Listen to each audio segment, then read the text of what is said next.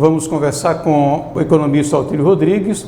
Qual seria, dentro desse contexto de que a educação está praticamente em todos os nossos momentos, todos os momentos da vida, todas as etapas da nossa vida, qual seria a função da educação? Ela tem realmente poder de preparar a pessoa para a vida ou é apenas um processo de transferência de conhecimentos?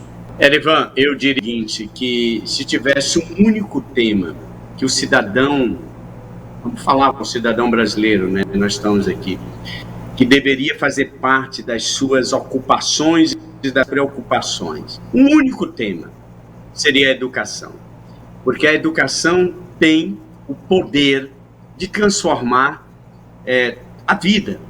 Existem estudos acadêmicos que demonstram a correlação que existe entre, por exemplo, qualidade de vida e nível de escolaridade. A correlação que existe entre renda e escolaridade. A correlação que existe entre educação e desenvolvimento econômico. Então, os países mais avançados do mundo, do ponto de vista econômico, são países que investem na educação.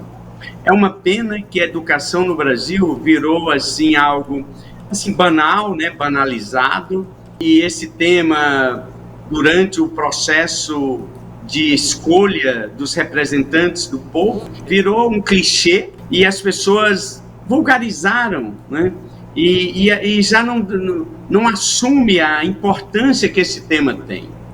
Se a gente pensar, se a gente refletisse, se a gente entendesse um pouquinho da história, se a população brasileira meditasse sobre qual é a única condição que pode transformar a vida do cidadão, é a educação.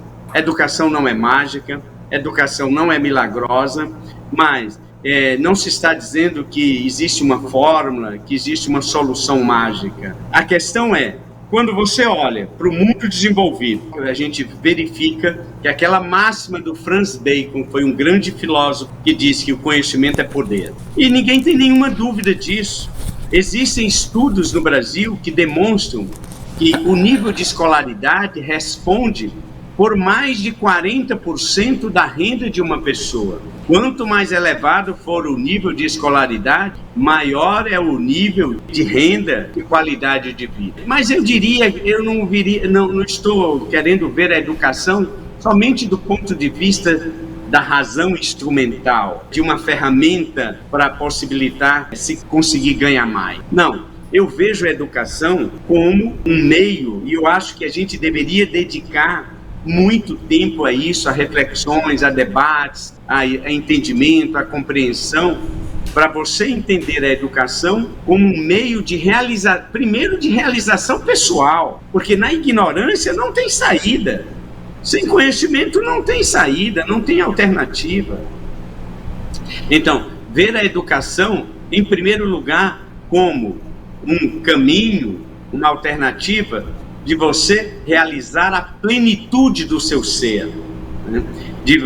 Porque é a capacidade reflexiva, e a educação pode proporcionar isso. Então eu veria, primeiro, como um meio de transformação pessoal, de realização pessoal, e segundo, como um meio de construção de uma civilização, de uma sociedade mais humana, que proporcione dignidade à pessoa e tudo mais. Infelizmente, essa é mais uma questão que a gente tem muito mais a lamentar do que a celebrar. Quando se aplica o termo civilização humana, o marco histórico são a invenção da escrita 4.000 anos atrás. Nesses últimos milênios, e mais acentuadamente nos últimos 2 séculos, nós temos exemplos inequívocos da eficiência, do poder, do conhecimento para transformar as vidas. Entretanto, nós observamos que, de um modo geral, a humanidade e muitas sociedades ainda padecem na miséria,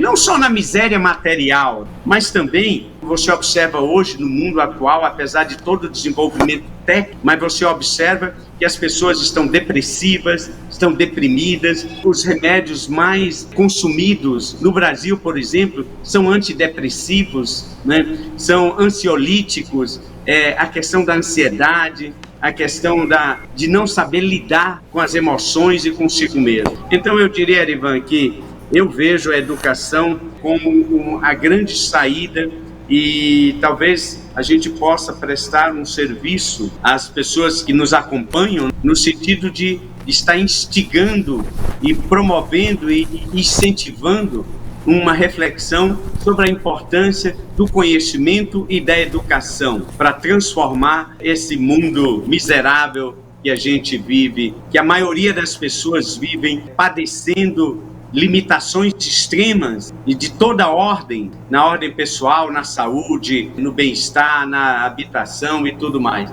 E quando você olha os países desenvolvidos, quando você vê os 10 países que têm a melhor educação do mundo, são países que também têm a melhor qualidade de vida. E quando você observa também, tem mais um indicador que os economistas passaram a medir, que é o índice de felicidade. O índice de felicidade, como dizia o velho filósofo Aristóteles há 2.300 anos, que o objetivo da vida, o objetivo do homem é estar bem consigo mesmo, é ser feliz. E aí quando você observa o indicador de felicidade, que pode ser medido e aferido e comparado entre os diversos países, você observa que os países que têm o melhor nível de educação são também os países em que têm as pessoas mais felizes.